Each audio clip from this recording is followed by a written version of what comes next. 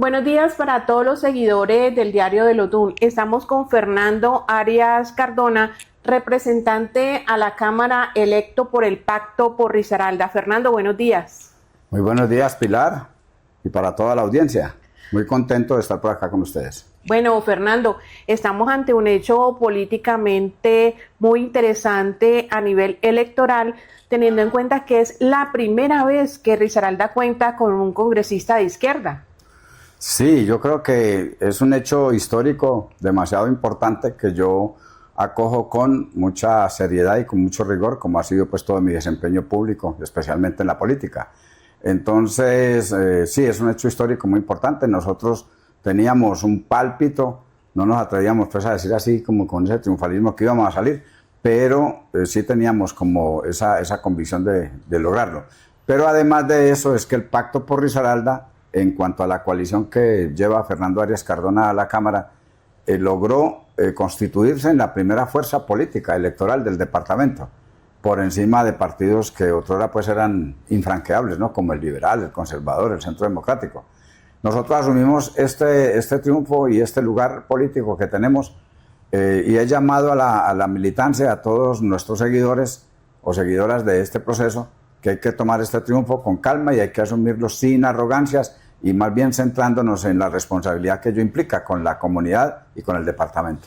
Bueno, Fernando, ¿qué considera usted que fueron los factores que influyeron en este triunfo, como usted lo dice, porque fueron 73,000 votos, algo casi más? 74. Casi 74, no solo frente a partidos tradicionales, sino también frente a otra vertiente del pacto histórico, que es de Frente por Risaralda, tengo entendido. Sí, es el Frente por Risaralda, o Frente Amplio Risaralda es que se llama. No, ellos no son del pacto histórico. El pacto histórico tiene una constitución muy específica, donde nos fusionamos partidos como la UP, el PSC, el Polo Democrático, Colombia Humana, ingresó también a última hora el movimiento progresista de María José Pizarro.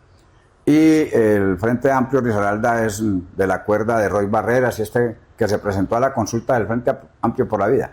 Pero eso no quiere decir que nos vamos pues como a enfrentar, simplemente nos respetamos las fronteras políticas y con seguridad vamos a estar juntos en la contienda hacia la presidencia de la República. Ahora, contestando su pregunta, Pilar, quiero decirle que son varios los factores que integrados nos dan la explicación. Primero, es que nosotros como coalición política logramos una unidad muy fuerte que fue entre los partidos que constituimos el pacto histórico, que ya los mencioné, el Partido Esperanza Democrática, que ha sido de la cuerda del Frente Unitarios, y también logramos que llegara a la coalición el Movimiento Amplio, Indígena y Social Maíz. Entonces, esa unificación de los movimientos de izquierda y progresistas mandó un mensaje muy contundente a la ciudadanía y al electorado y bueno, por fin la izquierda logra en Risaralda unificarse en gran medida, porque faltan que lleguen otras agrupaciones, se unificó y eso fue muy importante.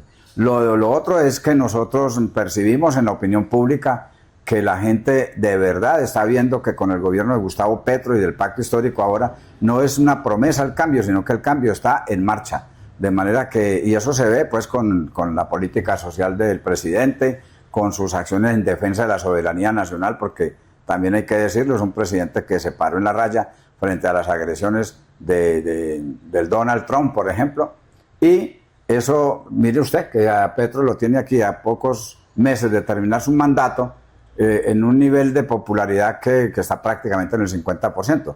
Y eso comparativamente, por ejemplo, con Duque, que terminó por ahí todo alicaído con menos del 20% de popularidad, su gobierno, pues es para nosotros un mensaje muy grande para la ciudadanía cuando le dijimos es que necesitamos volver a la Cámara y estar en la Cámara y estar en el Senado con una bancada muy fuerte y muy potente, es para que el cambio no se haga y no que continúe profundizándose.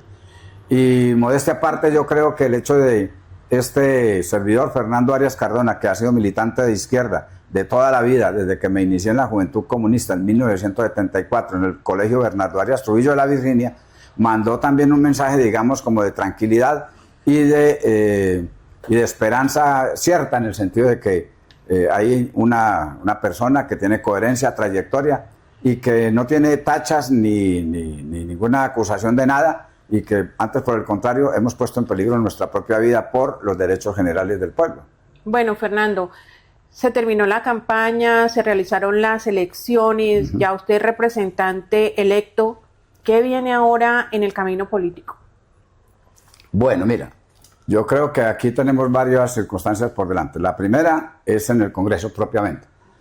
La Cámara que representa a Fernando Arias Cardona se inscribe directamente en el pacto histórico y allá haremos parte de la bancada del pacto.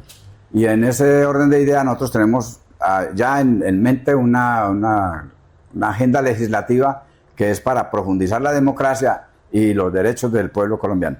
Por ejemplo, vamos a seguir adelante con la reforma a la salud, que nos fue hundida durante 2 ocasiones en el Senado. Vamos a seguir adelante con la reforma al sistema político, al régimen político colombiano. Y seguramente vamos a abordar reformas como al sistema electoral, porque es que ahí tenemos un atraso de aproximadamente medio siglo, porque el Código Electoral de Colombia es de 1983 y tenemos un sistema electoral en manos de un Consejo Nacional Electoral que lo único que se ha constituido es como en una especie de búnker de los partidos de derecha para impedir el avance de los partidos progresistas y de izquierda, como ha sucedido con el pacto histórico. Y además de eso, la poca confianza que ofrece el sistema electoral colombiano en cuanto a su conteo y demás, porque no solamente la corrupción se da en términos de compra de votos, de corrupción al elector y demás, sino también en el sistema, por ejemplo, del código de origen que llaman en el sistema de la registraduría, donde es prácticamente infranqueable e indescifrable.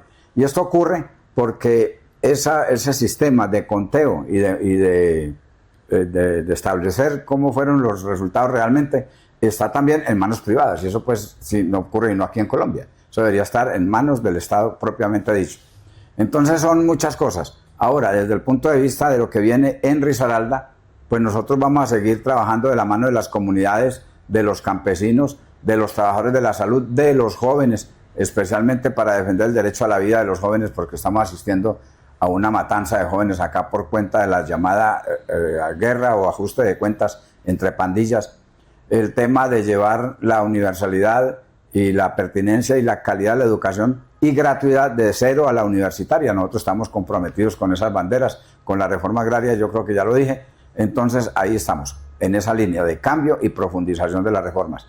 Y lo otro es que habernos constituido en la primera fuerza política del departamento nos pone a nosotros unas condiciones, digamos, muy responsables, muy serias y muy halagüeñas para lo que viene, ¿no? Las elecciones regionales. Miren ustedes que además de ser la fuerza política más grande del departamento, logramos ganar en toda el área metropolitana. El Pacto por Risaralda ganó en La Virginia, ganó en Pereira y ganamos en Dos Quebradas. Además de la votación tan importante que se adquirió, por ejemplo, en Santa Rosa, en Marsella, Quinchía, por poner esos ejemplos.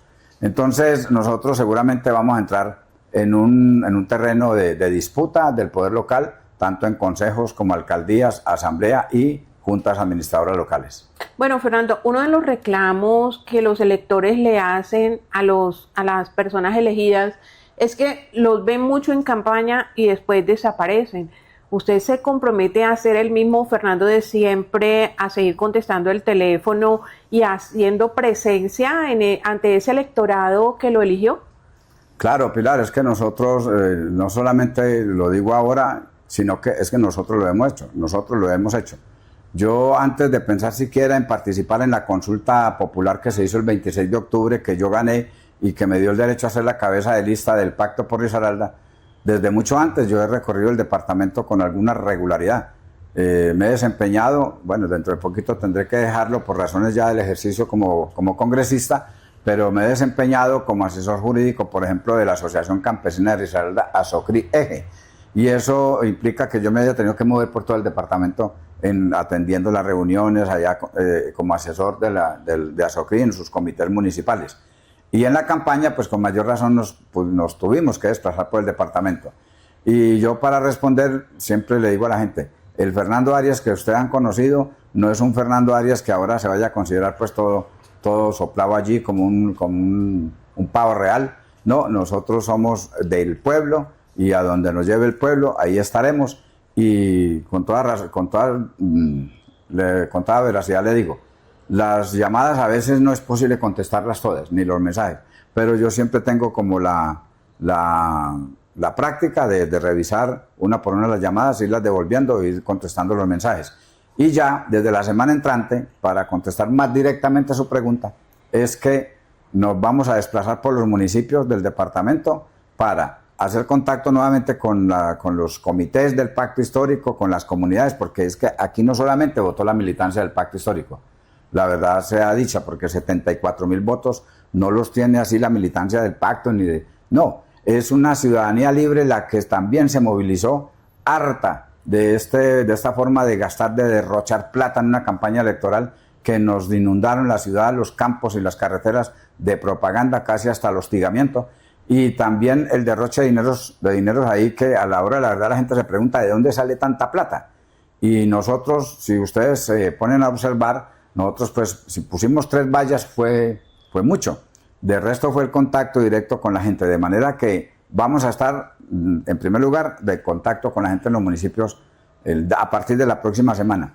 Y también me he trazado una agenda para entrevistarme con los señores alcaldes de los municipios.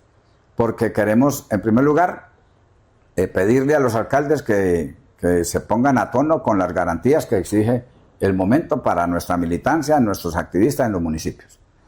Porque allá también el alcalde tiene mucho que ver con eso. Independientemente de su postura política o de su sector político, él tiene una responsabilidad institucional. Vamos a entrevistarnos hasta donde sea posible con los consejos municipales, con los consejos. Incluso si aquí en Pereira y en los municipios donde haya las juntas administradoras locales, si debemos hacerlo, si se abren las puertas, también estamos dispuestos a hacerlo.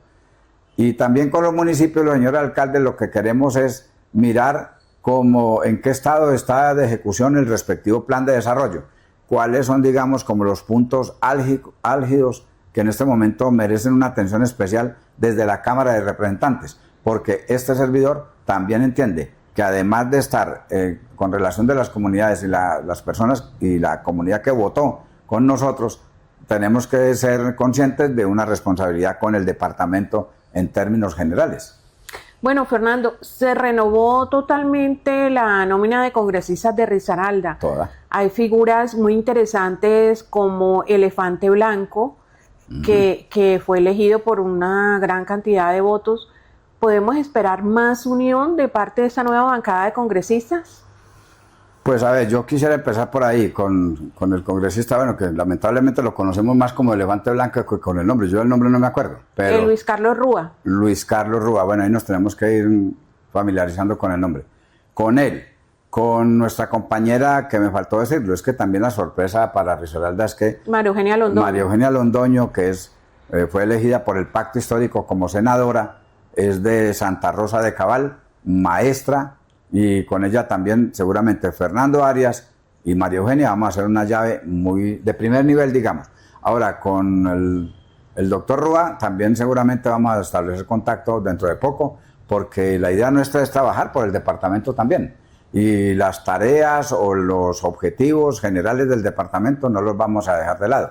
Por mencionar 2 casos, el tema del hospital de alta complejidad, el tema de la PETAR, Dos Quebradas y Pereira. Nosotros sobre eso el pacto histórico me refiero, vamos a estar muy pendientes de que los compromisos de la nación realmente se cumplan. Y cuando empiecen a fluir los dineros o vayan fluyendo para esas obras, pues vamos a estar muy vigilantes para que esos recursos no vayan a ir a parar a manos de los inescrupulosos, que ahí deben estar seguramente ya calculando y pensando cómo se quedan con alguna tajada de eso. ¿Habrá apoyo de parte suya como representante y de la senadora María Eugenia con respecto a esos proyectos tan importantes para el departamento de Risaralda y para la región?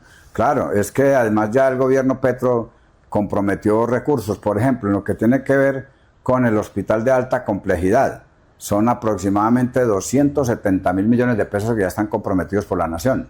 Y para la PETAR, ya hay inclusive Dos Quebradas Pereira, ¿no? A esa planta de tratamiento de residuos sólidos.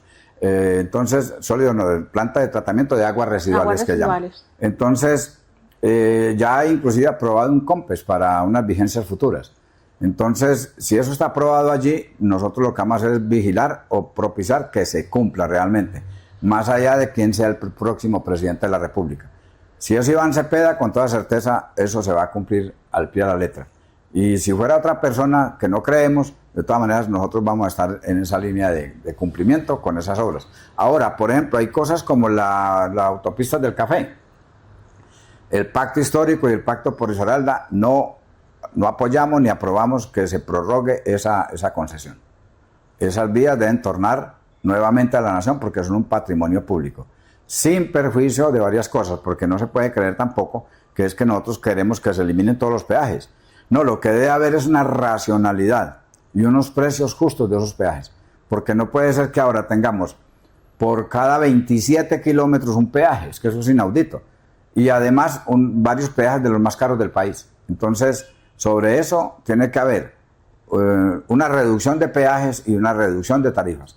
Y claro está, la nación a través de la Agencia Nacional de Infraestructura tendrá que estar muy al tanto de que el mantenimiento de las vías no decaiga, ¿cierto? Porque para eso es que son los recursos de los peajes. Y también creemos que esta nueva figura que está por ahí andando, que es con base en la ley 1508, que es lo que tiene que ver con, ¿cómo se llama? Las AP, o sea, las alianzas público-privadas. Y ahora ya lo llaman también IP, o sea, las iniciativas privadas, que es con base en la misma ley 1508. Entonces, no estamos de acuerdo tampoco con eso, porque ahora pretenden montar una vía, una doble calzada entre Zarzal, o más bien La Paila, y Calarcá. Y eso sería sobre la base de mantener el mismo esquema de peajes de todo el eje cafetero. Entonces, y eso golpea la economía regional, golpea el bolsillo de los usuarios de las vías y golpea el turismo, porque uno mismo piensa varias veces por acá, para ir a Armenia, por decir algo, el Parque del Café, si se va por ahí o se va por Calarcá, para evitar el peaje. Entonces, el turismo se ve seriamente perjudicado con eso. Por ejemplo, ahí nosotros no estamos de acuerdo con las concesiones de las vías públicas. Bueno, Fernando, hoy se vence el plazo para que los candidatos presidenciales anuncien sus fórmulas vicepresidenciales. En el caso de Iván Cepeda, anunció a Aida Quilpué. ¿Qué significa la figura de Aida Quilpué para el proyecto político de Iván Cepeda a la presidencia? Bueno, ahí sí te tengo que decir que estuve en Bogotá hace 2 días. Lo vimos en sus redes. Estuve en el acto de inscripción de la candidatura presidencial de nuestro compañero Iván Cepeda y de la muy querida y reconocida dirigente indígena del Cauca, Aida Quilpué. Esa fórmula, tanto de Iván Cepeda como de Aida Quilpué, a mi modo de ver, representa en primer lugar la dignificación de la memoria de las víctimas del conflicto armado en Colombia, de las víctimas de los crímenes de Estado, porque esa es la connotación que tiene. Mire usted que Aida Quilpué en 2008 le asesinaron a su esposo, y a Iván Cepeda en 1998, estando él muy pollito, como lo decimos popularmente, le asesinaron a su padre, que fue Manuel Cepeda, el último senador de la Unión Patriótica que nos asesinaron, y que dicho sea de paso, como ñapa el Estado a través del Consejo Nacional Electoral, que como le digo ha sido una punta de lanza contra el movimiento de izquierda y popular y de los partidos progresistas, nos quitó a la Unión Patriótica la personería jurídica. Entonces, estos dos líderes sociales y políticos, Iván Cepeda y Aida Quilpué, representan eso. Pero además representan, a mi modo de ver, una esperanza, una lucha por la vida. No es una lucha por la muerte, por la guerra, por atacar a las comunidades, por quitarle derechos. No, es una pelea por la vida y en general por la dignidad del país y de la nación. Entonces, para nosotros es una fórmula que tiene un contenido simbólico muy grande, además de encarnar los anhelos de cambio social y político y económico del país. Pero también la señora Quilpué aportará una gran cantidad de votos de esa comunidad indígena, ¿cierto? ¿Tienen algún estimativo de cuántos votos aportaría la lideresa indígena? Pues mira que los cálculos que hay es que son más de 100 pueblos indígenas que se agrupan en torno a la propuesta a la llegada de Aida Quilpué a la fórmula con Iván Cepeda. Pero además ella se mueve en un territorio y en un ambiente donde el encuentro con las comunidades negras de Colombia son muy fuertes, digamos en el Cauca, en el Chocó, en el Caribe colombiano, ella tiene un gran prestigio y una gran pegada política. De manera que también eso tiene que ver con el hecho de que Iván Cepeda, digamos, se mueve o se ha movido en un mundo muy urbano, muy citadino, si se quiere, en la acción política, pero ella se ha movido mucho en los territorios propiamente dichos, allá adentro en el territorio. Ha sido víctima inclusive de atentados. Lo último que ocurrió como una semana o dos antes de las elecciones del 8 de marzo es que pues, estuvo retenida como 2 o 3 días. Sí. Entonces, es una mujer que sí, señor, desde el punto de vista electoral, si se le mira así, es mucho lo que le aporta a la fórmula con Iván Cepeda. Bueno, Fernando, no puedo terminar esa entrevista sin antes preguntarle su opinión, su lectura acerca de esta noticia que se dio hace 2 días y es el llamado a juicio a los congresistas involucrados en el escándalo de la Unidad Nacional de Gestión del Riesgo, entre ellos el senador risaraldense Juan Pablo Gallo. Mire usted, la corrupción para nosotros es un problema estructural en Colombia. Y lamentablemente, y hay que reconocerlo, ni la izquierda siquiera está, digamos, exenta de caer en ese terreno de la corrupción. Como lo ha dicho nuestro presidente Gustavo Petro, cuando se corrompe el corazón y se llena la cabeza de ambición, eso pues a veces no conoce fronteras ni políticas ni ideológicas. Mire usted que Olmedo López, pues Gustavo Petro lo puso allá precisamente por la confianza que le tenía desde el punto de vista político y demás. Pero este señor, y lo tenemos que decir así abiertamente porque ha aceptado cargos, inclusive está por ahí como que colaborando con la fiscalía para acabar de desmantelar esa red de corrupción allí. Entonces, este señor se le llenó el corazón de ánimo, de codicia, para llenarse los bolsillos rápidamente, y ahí quedó como quedó y hizo quedar muy mal al gobierno del Gustavo Petro. Pero la diferencia con gobiernos anteriores es que Gustavo Petro no ha protegido a los corruptos, así sean personas que él haya puesto y que hayan tenido con él algún grado de confianza. Y ya directamente con lo que tiene que ver con el juicio contra el senador Juan Pablo Gallo, pues yo creo que se salvó de la orden de captura. En todo caso, yo creo que Juan Pablo Gallo también pudo, porque pues, tampoco ha sido vencido en juicio, pudo haber caído en ese nivel que le digo yo, de que el corazón se le dañó y se llenó de ambición. Él tendrá que definir allí. En todo caso, lo que pasa con el tema de la corrupción, independientemente de las personas que estén como actores o actoras de este tema, tienen que responder ante la justicia y pagar plenamente por lo que hayan hecho. Esa es la posición mía. Fernando, su mensaje final para los risaraldenses, para todas las personas que confiaron en este proyecto político. Pilar, muchas gracias. Esa pregunta me viene muy bien porque en primer lugar le tengo que agradecer a los 74,000 risaraldenses que votaron y confiaron por el Pacto por Risaralda, a tanta gente humilde que yo miré a los ojos, que yo les di la mano, que me abrazaron y los abracé en mis recorridos por todo el departamento, decirles que esta Cámara va a estar al servicio del pueblo, que no vamos a compaginar con prácticas que sean contrarias a los intereses generales. Yo mismo lo he dicho, a mí no me ha animado nunca en mis 52 años de lucha política y revolucionaria en la izquierda, no me ha animado nunca la ambición por convertirme pues en el rico del día a la mañana. Yo siempre he estado guiado por los intereses generales y el bien común. Y eso inclusive en algún momento puso en riesgo mi vida. Fui al entierro de muchos de mis compañeros como Gildardo Castaño Orozco. Y créame, Pilar y amables seguidores del programa, yo no voy a traicionar la memoria de mis compañeros que han caído y que dieron su vida por este proyecto político y que ahora nosotros, que nunca arriamos las banderas, seguimos adelante. Entonces, confianza en el proyecto político del Pacto por Risaralda. Vamos a mantener la alianza, esa coalición la vamos a mantener para precisamente prepararnos de cara a lo que viene, lo que decíamos ahora, las elecciones regionales, donde van a tener en el Pacto Histórico y en el Pacto por Risaralda un contendiente serio para disputar el poder local. Muchas gracias. Gracias a ustedes.